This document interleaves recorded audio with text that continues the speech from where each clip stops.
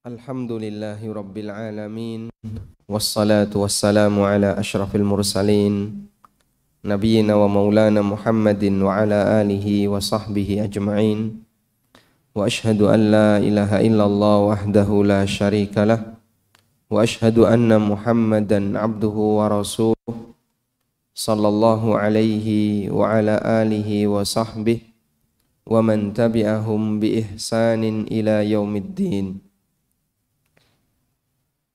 Alhamdulillah, puji syukur kita haturkan kehadirat Allah Subhanahu wa taala. Di kesempatan pagi hari ini kembali kita melanjutkan kajian rutin dengan membaca kitab Riyadhus Shalihin.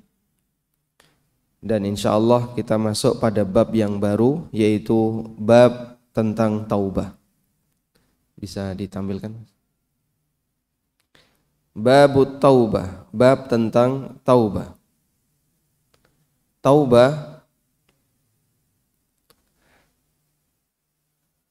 dikatakan oleh Imam An-Nawawi, qala al-ulama, kata para ulama, at-taubatu wajibatun min kulli dzambin. Taubat itu hukumnya wajib untuk semua jenis dosa, baik dosa besar maupun dosa kecil. Fa in kanatil ma'siyatu bainal abdi wa bainallah, kalau bentuk maksiatnya adalah antara hamba dengan Allah, la tata'allaku bihaqqin adami, tidak ada kaitannya dengan hak sesama manusia yang lain, maka bentuk taubatnya ada 3 syarat. Ahaduha, yang pertama, ayyuqli'a anil ma'siyati, dia harus melepaskan diri dari perbuatan maksiat itu. Zahiran wa batinan, lahir batin. Yang dimaksud melepaskan diri, meninggalkan maksiat itu harus lahir batin. Kalau lahirnya meninggalkan tapi batinnya belum meninggalkan, maka berarti orangnya belum taubat. Misalnya pas Ramadan gelem jilbaban, tapi dalam batinnya dia punya rencana, nek wis rampung Ramadan engko tak balik meneh, nanti saya akan balik lagi. Atau ketika Ramadan dia tinggalkan aktivitas perbuatan maksiat, kan cukup banyak ya, sehingga kafe atau diskotik itu ditutup. Terus apa lagi Pak? Dan aneka tempat-tempat haram itu ditutup ketika Ramadan. Cuman dia punya rencana nanti kalau Ramadan berakhir akan kembali lagi. Yang seperti ini berarti dia belum meninggalkan maksiat itu. Wathani, yang kedua, ayyandama ala fi'liha. Orang itu harus menyesali apa yang dia lakukan. Dan bentuk menyesali adalah dia tidak ingin balik lagi. Karena dia sudah menyesal, merasa sakit dengan perbuatan maksiat yang dia lakukan. Kalau masih punya keinginan untuk balik lagi, berarti belum maksiat. Engko sik aja grenengan. Lah kenapa? Poso. Engko nek bar buka mawon grenengannya. Jadi menunda proses grenengan setelah berbuka puasa. Karena kalau pas lagi puasa, enggak posomu batal. Orang itu lebih takut batal ibadah daripada berbuat dosa. Jadi banyak masyarakat kita itu lebih takut batal ibadah daripada berbuat dosa. Kowe nek ngapusi aja pas poso-poso, berbuka lho ngapusi. Nah. Jadi dia takut batal ibadah daripada berbuat dosa. Yang namanya gerenengan Pak, baik sebelum maghrib maupun sesudah maghrib, dosanya sama atau beda Pak? Artinya podo-podo tuh dosa, sama-sama berdosa. Makanya kalau berbuat dosa kadang orang tidak takut. Menghindari dosa itu loh dianggap sok suci. Menghindari dosa itu dianggap sok suci. Tapi kalau batal ibadah itu takut dia. Padahal ibadah batal itu bisa diganti. Tapi nek ngelakoni dosa, lalu dia meremehkan dosa itu bisa berbahaya. Saya menilai seperti sikap orang yang tidak mau diajak salaman dengan lawan jenis. Ketika diajak salaman kok gini Pak? Nah, gitu kan? Diajak salaman kok gini? Kenapa? Wudu. Wah, itu dihargai Pak. Oh, okay. Dihormati itu. Karena dia takut ketika salaman wudunya batal. Padahal menurut jumhur ulama tidak batal. Itu mazhab Syafi'iyah. Baik, kita hargai pendapat itu. Tapi kalau diajak salaman kayak gini, kowe kenapa kok diajak salaman gak gelem? Dosa, sok suci. Mana sih yang lebih beralasan tidak mau diajak salaman karena dosa dengan tidak mau diajak salaman karena wedi batal wudu, takut batal wudu? Yang lebih beralasan dosa, Pak. Ini lebih kuat alasannya daripada karena takut batal wudu. Kalau cuman sebatas batal wudu, bisa balik wudu lagi kan? Wong banyu ya gratis gitu. Larang ya Pak wudu ini. Bayar piro? Dia bisa balik ulang wudu lagi. Wudu itu lebih ringan daripada batal wudu, lebih ringan daripada berbuat maksiat. Cuman saya juga tidak tahu ya, masyarakat kita siapa yang ngajari kayak gini? Apa para kiai yang ada di sana nggak pernah ngajari tentang bahaya dosa bersentuhan lawan jenis? Sehingga dia lebih mementingkan batalnya wudu daripada berbuat dosa. Karena sampai itu merebak di hampir seluruh instansi dan interaksi yang melibatkan laki dan perempuan. Masyarakat kita tidak ngerti seperti ini. Makanya dakwah jangan dibilang selesai kalau fenomena seperti ini masih banyak. Sebab itu bukti bahwasanya masyarakat kita gagal paham tentang prioritas ketika seseorang meninggalkan sesuatu. Karena yang namanya alasan agama di Indonesia ini dianggap lemah. Alasan yang lain itu dihargai, tapi alasan agama tidak dihargai. Contohnya, ada orang dikasih makanan tertentu, kenapa nggak mau makan? Saya nggak suka, nggak doyan. Gimana kira-kira? Dihargai, oh ini radoyan ya wis, nggak usah dipaksa gitu. Kalau nggak doyan itu nggak usah dipaksa. Masyarakat kita menghargai nggak kayak gitu Pak? Menghargai, itu alasan selera Pak. Tapi ketika orang disuguhi makanan tertentu yang itu hukumnya haram dan dia beralasan agama, mohon maaf, agama saya melarang ini. Itu pihak yang nyuguhi bisa marah. Kamu jangan sok suci. Wis tok pokoknya dipangan ae engko sing nanggung dosa aku. Nah. Jadi contoh sederhana yang seperti itu cukup. Kemarin saya punya sebuah gambar, yang gambar itu sempat viral kan, sampai dibahas di mana-mana dan ada yang nyebut ini karena mabuk agama. Jadi sebutannya mabuk agama.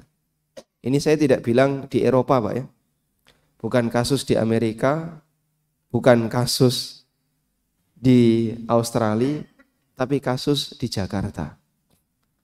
Dan yang bahas itu ya mereka yang berada di jajaran pemerintah, aparat dan seterusnya. Sampai dibahas kan viral. Jadi kejadiannya para santri di sebuah pesantren dikumpulkan untuk menjalani vaksin COVID kemarin. Nah, setelah mereka kumpul di situ, ada suara musik kenceng banget. Semua santri begini. Menutup telinganya, Pak. Dan mereka nunduk semuanya begini. Mereka tidak kemudian nyelonong matikan musik itu. Mereka juga tidak minta agar musik itu dimatikan atau dikecilkan. Tapi kan mereka punya telinga dan itu hak mereka untuk menutup telinganya sendiri. Semuanya seperti itu. Difotolah kejadian itu kan. Terus diangkat viral. komentar, ya, sebagian aparat, ini mabuk agama, ini begini. Padahal itu disebutkan dalam hadis yang sahih. Nabi SAW pernah dalam sebuah perjalanan, beliau mendengar suara musik. Lalu beliau sumpat telinganya. Kemudian tanya sama sahabat yang ada di sampingnya, sudah hilang belum suaranya? Belum, tetap disumbat. Sampai melakukan perjalanan, sehingga ketika suara itu sudah nggak terdengar, baru beliau lepaskan sumbatan tangannya. Pakai alasan agama, sebenarnya muslim berhak nggak? Berhak. Setiap orang yang beragama, dia berhak untuk menyatakan alasan agamanya. Saya nggak mau seperti ini karena agama saya melarang. Masalah orang lain dia melakukannya itu urusan pribadi. Tapi dia juga punya hak untuk menghindari itu dengan alasan agama. Sehingga dia nggak mau mendengarkan musik dengan alasan itu adalah bagian dari sunnah nabiku, yang pernah disebutkan dalam hadis dari Ibnu Umar radhiyallahu anhu. Beliau menyumbat telinga beliau karena mendengarkan suara musik. Dan itu beralasan agama. Cuman orang muslim menilai alasan agama itu tidak sopan. Subhanallah. Padahal dia muslim ya. Negara Indonesia kan mayoritas agamanya apa? Agamanya apa Pak? Non muslim atau muslim?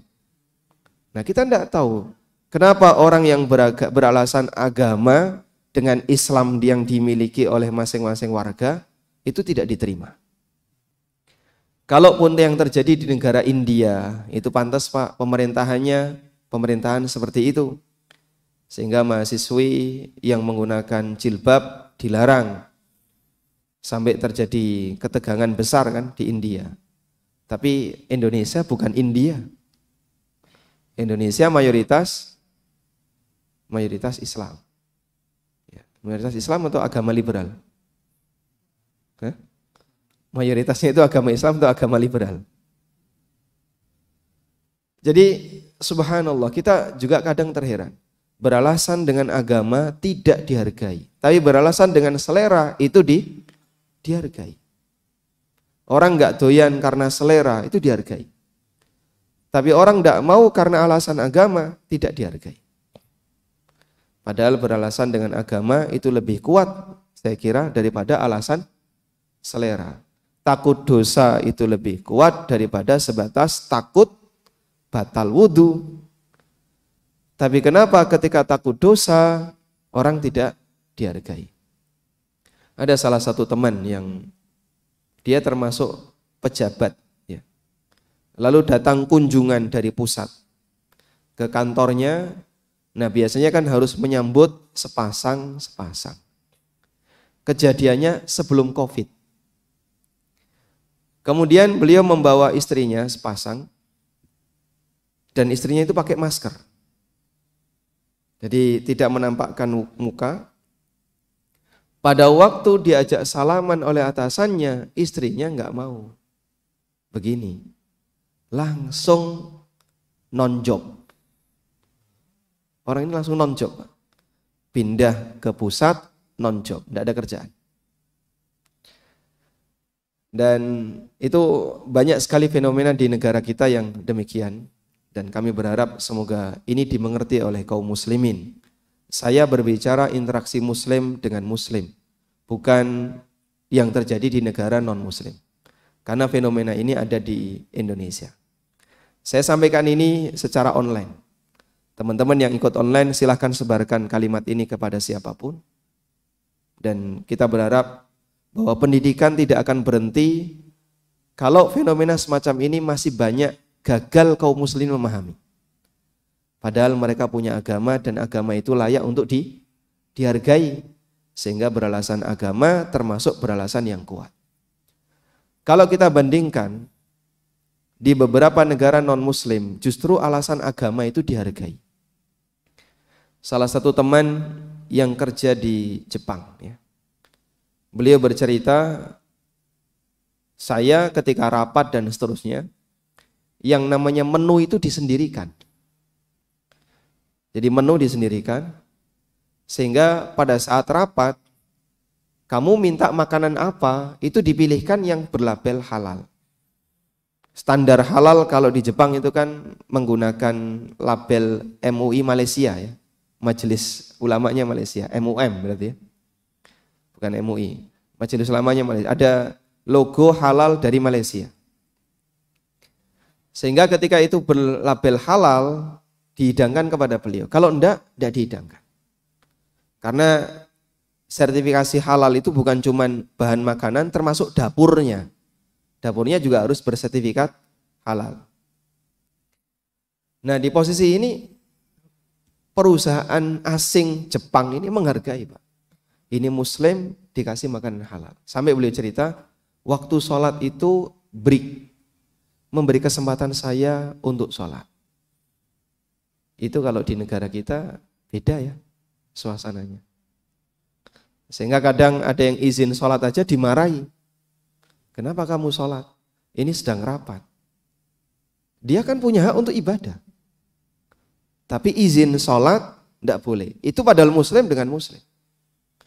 Wallahu a'lam. Makanya kita berharap ya, orang beragama punya hak untuk melaksanakan agamanya. Dan hargai alasan karena agama. Hargai alasan karena agama. Maskapai juga menghargai yang seperti itu. Orang yang naik beberapa maskapai non-muslim, itu dia bisa melapor, saya maunya makanan yang seperti ini. Itu dihargai ya, sehingga nanti dikasih label halal. Waktu sempat saya naik Singapore Airlines, saya lupa melapor. Kemudian saya tanya waktu di atas, ada nggak di sini makanan halal? Kemudian dia bilang, semua makanan kami halal. Alhamdulillah, menenangkan. Semua makanan kami halal. Ya meskipun kita tidak tahu deh di balik itu, tapi pernyataan itu sudah bagian dari disclaimer bahwa apa yang kami hidangkan adalah sesuatu yang halal. Tayyib. Sehingga di sini jamaah berkaitan dengan masalah taubat. Orang menyesal atas perbuatan maksiat yang dia lakukan. Sebab perbuatan dosa itu menyakitkan bagi orang yang punya iman. Watsalits, dan syarat yang ketiga, ayyazima alla ya'uda ilaiha abada. Dia bertekad untuk tidak balik lagi selamanya. Dia bertekad untuk tidak balik lagi selamanya.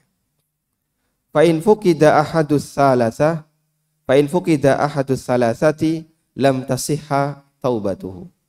Kalau salah satu dari 3 syarat ini tidak terpenuhi, maka tobatnya tidak sah.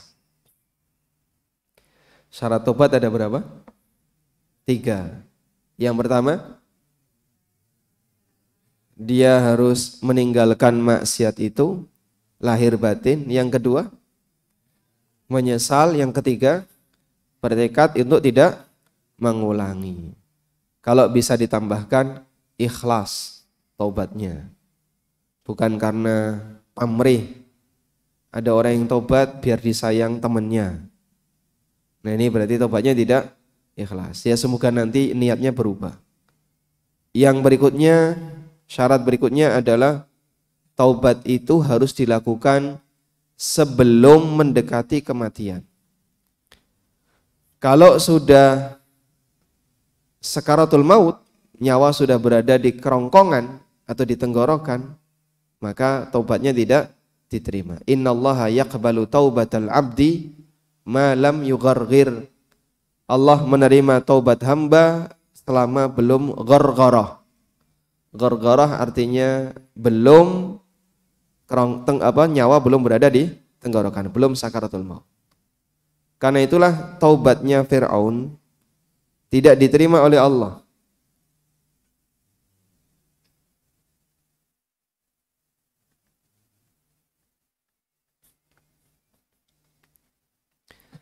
Taubatnya Fir'aun tidak diterima oleh Allah Subhanahu wa taala.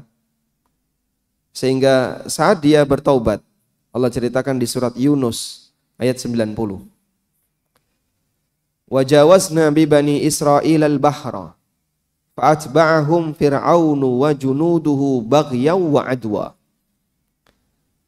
Dan kami berikan kepada Bani Israel keselamatan untuk melintasi lautan. Kami berikan keselamatan kepada Bani Israel untuk melintasi lautan. Fa'atba'ahum fir'aun wa junudu. Lalu diikuti oleh Fir'aun dan pasukannya. Jumlahnya berapa itu, Pak? Wallahu a'lam. Yang jelas banyak sekali itu, Pak. Semuanya ikut nyebrang bersama Bani Israel. Baghyan diiringi dengan kesombongan, wa'adwan, dan tindakan melampaui batas. Karena semangatnya ingin membunuh Bani Israel. Begitu Bani Israel selamat, lautan itu dipertemukan. Yang mati berapa itu, Pak? Banyak sekali yang mati. Namun Allah Subhanahu wa taala selamatkan jasadnya Firaun. Nah, dalam posisi Firaun itu tenggelam hatta idza adrakahul gharaqu. Ketika Firaun itu tenggelam, qala, dia mengatakan, amantu annahu la ilaha illa alladhi amanat bihi banu Israel wa ana minal muslimin. Aku beriman bahwasanya tidak ada Tuhan yang berhak disembah kecuali Tuhan yang diimani oleh Bani Israel dan aku termasuk orang muslim. Lalu dikatakan oleh malaikat yang Allah sebutkan di ayat 91. Al-an saiki gek gelem ngomong kaya ngono. Al-an sekarang kau baru mau bilang seperti itu. Wa qad asaita min qabl. Padahal sebelumnya kau ini durhaka. Wa qad asaita qablu.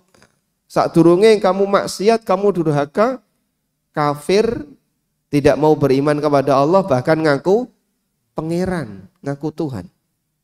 Wa kunta minal mufsidin, dan dulu kau orang yang berbuat kerusakan. Fir'aun itu disebut berbuat kerusakan padahal dia yang bangun kota Mesir. Fir'aun itu yang bangun kota Mesir sehingga menjadi kota yang megah, yang penuh banyak fasilitas, tapi disebut oleh Allah mufsidin, berbuat kerusakan.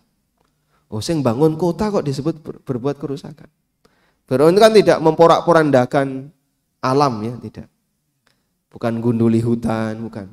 Justru dia berjasa memperindah kota Mesir, menata kota Mesir. Ada banyak sekali bangunan-bangunan di masa Fir'aun, sehingga kota Mesir jadi jaya di masa Fir'aun.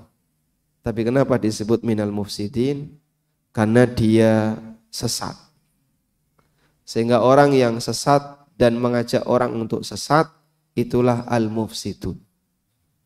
Hakikat dari orang yang merusak muka bumi itu, merusak tatanan di muka bumi. Gitu ya. Merusak tatanan sosial di muka bumi bagaimana, Pak? Dia menyimpang dan mengajak orang untuk berbuat penyimpangan. Merusak moral itu lebih berbahaya daripada merusak fisik. Makanya kalau kita melihat ayat yang menyebutkan kata mufsidun, Allah tidak menyukai wallahu la yuhibbul mufsidin, itu lebih kita pahami secara skala prioritas, kan bertingkat, ya. Pemahaman itu kita bawa kepada kerusakan moral, bukan hanya sebatas kerusakan fisik. Ya, meskipun kerusakan fisik juga dilarang. Tapi kerusakan moral lebih dibuat dominan. Begitu, ya. Artinya kalau terjadi kerusakan moral itu lebih berbahaya efek sampingnya daripada sebatas kerusakan fisik. Fal yauma nunajjika bi badanika litakuna liman khalfaka ayah. Pada hari ini aku selamatkan fisikmu, jadi badan Fir'aun diselamatkan, agar menjadi tanda bagi generasi setelahmu. Mungkin pasukannya yang lain itu hilang jasadnya. Lautan dipertemukan, Pak. Ya sembuh itu, nanti kemana dia? Kejadian kemarin orang yang tenggelam gak ketemu-ketemu jasadnya. Ini ketika tenggelam mungkin jasadnya entah lari kemana, hilang. Tapi jasad Fir'aun diselamatkan. Yang menyelamatkan siapa? Allah. Kemudian jasad yang diselamatkan itu dimumikan oleh rakyatnya. Dan sampai sekarang itu masih ada. Litakuna liman khalfaka ayah, agar menjadi apa? Menjadi peringatan bagi generasi setelahnya. Karena begini Pak, orang mati antara jasadnya tidak tampak dengan jasadnya tampak, itu lebih terhormat yang mana? Lebih terhormat yang mana? Tidak tampak. Orang mati jasadnya tampak dengan jasadnya tidak tampak, lebih terhormat tidak tampak. Sebab kalau orang mati jasadnya tampak, nanti kan berubah ya fisik itu ya. Makin bagus atau makin gimana Pak? Makin menyeramkan, makin menakutkan. Nanti makin hitam, gosong-gosong, terus matanya tiba-tiba hilang, cekung, akhirnya tinggal tulang dan kulit. Setelah itu makin hilang, makin mengkeret. Orang memandangnya menjijikkan. Makanya orang kalau punya sesuatu yang gak bagus disembunyikan. Luka itu disembunyikan. Meskipun dia orang yang hebat, punya status sosial, kaya, punya jabatan, anggaplah orang tertinggi gitu. Punya luka, diapakan Pak? Disembunyikan itu luka. Orangnya terpandang, dia punya luka, lukanya ikut terpandang enggak? Oh ini luka terpandang ya, terus selfie. Kenapa? Orangnya terpandang. Enggak. Justru yang seperti ini disembunyikan. Makanya jasad yang ditampakkan itu justru menghinakan siapa Pak? Pemilik jasad. Maka kenapa Fir'aun itu diselamatkan? Biar tampak agar semakin terlihat terhina. Nah ini loh dhisik rojomu sing kaya ngene iki saiki deloken nasibnya. Nah, litakuna liman khalfaka ayah. Baik, sekarang kita kembali ke keterangan An-Nawawi. Wa in kanatil ma'siyatu tata'allaku bi adami. Apabila maksiat itu berkaitan dengan hak sesama Bani Adam. Hak sama manusia. Maka syaratnya ada yang keempat. Ada 4 syarat, 3 syarat di atas, dan satu lagi adalah wa ayyabra'a min haqqi sahibihi. Dia harus membebaskan diri dari hak sahibihi, dari hak saudaranya, temannya, sesama muslim tadi. Fa in kanat malan aw nahwahu, kalau bentuk kedzalimannya dalam urusan harta atau semacamnya, raddahu ilai, dia harus kembalikan itu. Wa in kanat hadda qadzafin wa nahwahu, kalau kemudian kedzalimannya adalah tuduhan qadzaf, tuduhan dusta atau semacamnya, makanahu minhu au talaba afwahu, maka dia harus memberikan kesempatan bagi yang dituduh untuk mengembalikan nama baiknya. Kamu kemarin nuduh saya ini kan, kamu harus mengembalikan nama baik saya. Sehingga orang yang nuduh itu harus menyampaikan informasi pengembalian nama baik di forum yang sama. Kemarin kamu menyampaikan ini di mana? Di sini. Baik, kembalikan nama baik itu di forum yang sama. Atau dia minta maaf, talaba afwahu, dia minta maaf. Dan Nabi Muhammad SAW itu memaafkan. Makanya orang musyrikin Quraisy itu menuduh Nabi SAW dengan tuduhan apa Pak? Tukang sihir, kemudian apa lagi? Orang gila, terus dukun, penyair, dan aneka tuduhan yang lain. Pada waktu beliau Fathu Mekah, orang-orang yang pernah nuduh itu kan masuk Islam. Beliau tidak minta kepada mereka kembalikan nama baik saya. Karena Allah yang mengembalikan nama baik Rasulullah sallallahu alaihi wasallam, dan itu melebihi daripada sebatas manusia mengembalikan nama baik Nabi sallallahu alaihi wasallam. Dan termasuk istri Nabi sallallahu alaihi wasallam siapa? Aisyah radhiyallahu anha. Allah yang mengembalikan nama baiknya. Mencabut tuduhan yang diberikan oleh orang musyrikin dengan turunnya ayat yang membebaskan Aisyah dari tuduhan itu. Wa in kanat ghibatan, kalau kemudian dosa itu bentuknya gerenengan, istahallahu minhu, maka dia harus minta dihalalkan. Datang ke orang yang digerenengi, nyun pangapunten nggih Mbak, nyun pangapunten nggih Bu, kula niku wau pun gerenengi jenengan. Niki nyuwun dibayar pinten jenengan? Ya sudah, denda 1 gerenengan 1 juta.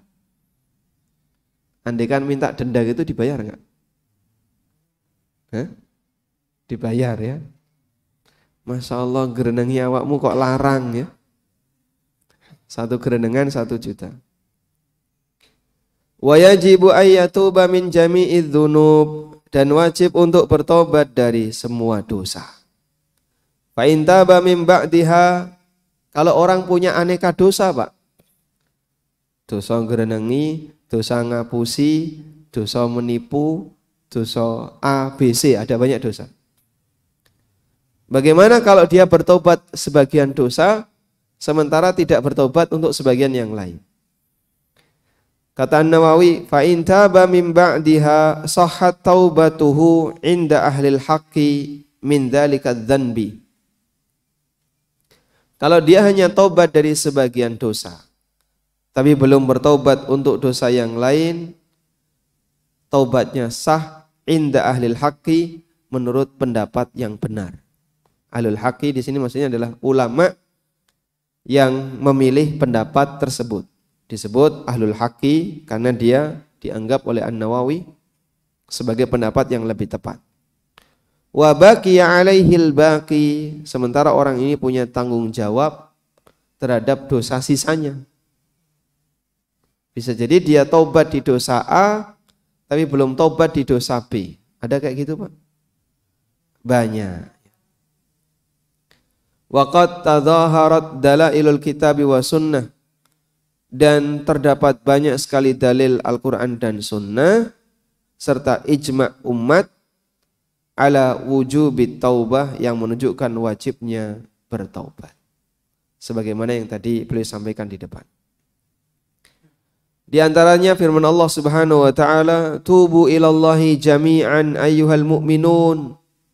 Wahai orang-orang yang beriman, bertaubatlah kalian semua kepada Allah, la'allakum tuflihun, agar kalian beruntung. Allah juga berfirman, istaghfiru rabbakum thumma tubu ilaihi, mintalah ampunan kepada Rabb kalian dan bertobatlah kalian kepadanya. Wa qala ta'ala, dan Allah juga berfirman, ya ayyuhalladzina amanu tubu ilallahi taubatan nasuha. Wahai orang yang beriman, bertobatlah kalian kepada Allah dengan taubat yang nasuha. Artinya taubat yang serius, memenuhi syarat taubat. Dan masih banyak ayat yang lain. Pertanyaannya, dosa apa yang tidak diampuni oleh Allah jika hamba itu bertobat? Dosa apa yang tidak diampuni oleh Allah meskipun hamba itu bertobat? Dosa? Dosa apa, Pak? Syirik. Dosa apa lagi? Zina. Zina? Dosa apa yang tidak diampuni oleh Allah meskipun orangnya bertobat?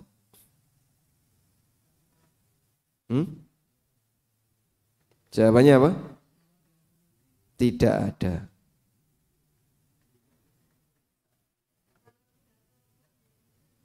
Nah, makanya tadi kan pertanyaan saya, dosa apa yang tidak diampuni oleh Allah meskipun orangnya bertobat? Jawabannya tidak ada. Okay? Dosa dengan orang tua, kalau orangnya bertobat diampuni oleh Allah. Coba kita lihat ayat ini ya.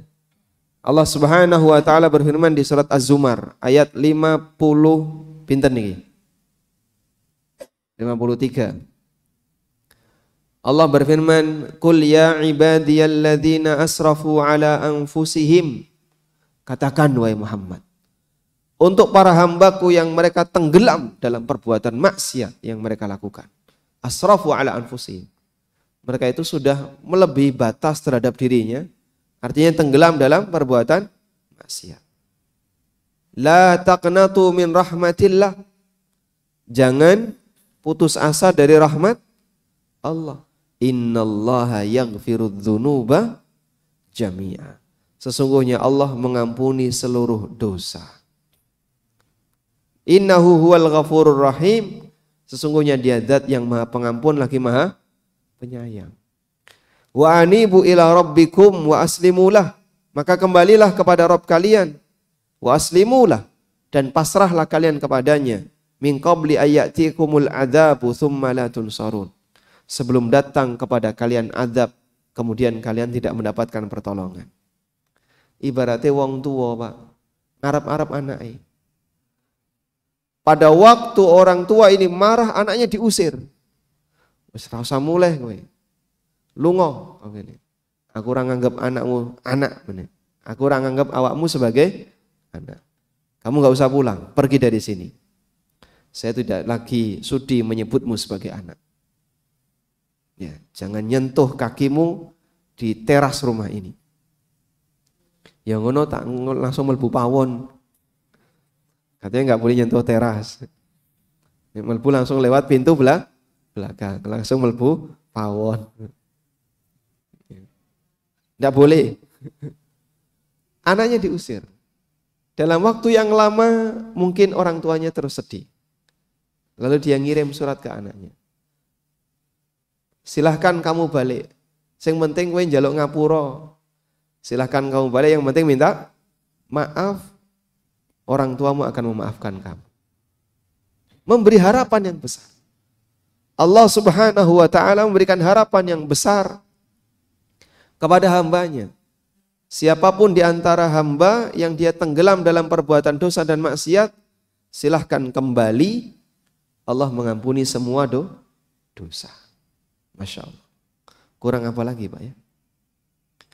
Sehingga kalau kita ditanya, ada enggak dosa yang tidak diampuni oleh Allah jika orangnya bertobat? Tidak ada. Ada orang yang membunuh 99 nyawa. Dan dia ingin bertobat. Nanti akan disebutkan oleh An-Nawawi. Kemudian dia datang kepada seorang ruhban ahli ibadah. Saya itu punya kesalahan kayak gini, dosaku seperti ini. Menurut kamu, saya apakah punya kesempatan untuk bertobat? Ahli ibadah yang enggak punya ilmu ini berfatwa. Nek dosamu gedene kaya ngono ya ora bakalan di ngapura. Kalau dosamu sebesar itu enggak bakalan kamu diampuni. Akhirnya marah dia, emosi. Orang ini digenepi jadi 100. Orang ini langsung dibunuh, genep yang dia bunuh jadi 100. Lalu datanglah kepada siapa? Rohban. Setelah rohban, rahib. Rohib, rohaba. Kalau rohban, rohaba. Datanglah dia kepada ahbar, kepada rahib. Dan rahib itu ahli ilmu. Kalau ahbar itu ahli ilmu. Dia membaca Taurat. Dia ceritakan kejadiannya. Akhirnya si ahbar ini menyampaikan, kamu punya kesempatan tobat, tapi ada syarat. Nah, gitu Pak. Cara jawab ini sangat bagus sekali. Tidak di-los dan tidak dikekang, tapi dibuat tarik ulur. Kalau kamu mau tobat ada syarat. Itu bagus sekali ya. Sehingga kalau ada orang mau tobat, oh gampang, urusan dosa kaya ngono gampang, yang penting kowe salat wis beres. Memberi kesempatan bagi orang untuk rajin maksiat. Dakwah di diskotik, yang penting pokoknya salat, wis toh gampang. Yang penting salat. Ning diskotik ora apa-apa, yang penting salat. Engko ning diskotik ngancani aku ya, yang penting kowe salat. Ini apa-apaan. Terlalu dibuat los, itu orang tidak akan meninggalkan maksiat. Seharusnya kan diajari, ya tinggalkan semua maksiat, kamu bisa tobat, syaratnya satu, kau tinggalkan maksiat. Ya. Nah, itu yang lebih tepat. Dan akhirnya dia pun bertaubat dengan syarat yang disampaikan oleh siapa? Ahli ilmu tadi. Walhamdulillah. Selesai ya.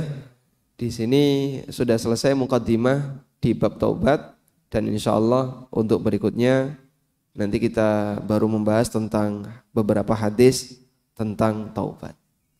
Walhamdulillahirabbil alamin. Pun cekap? Nggih. Baik, mungkin itu yang bisa kita sampaikan. Semoga apa yang kita sampaikan ini bermanfaat. Mohon maaf jika ada hal yang kurang berkenan. Wassallallahu ala nabiyyina Muhammadin wa ala alihi wa sahbihi wasallam. Wa akhiru da'wana anil hamdulillahi rabbil alamin. Subhanakallahumma wa bihamdika asyhadu an la ilaha illa anta astaghfiruka wa atubu ilaik. Wassalamualaikum warahmatullahi wabarakatuh.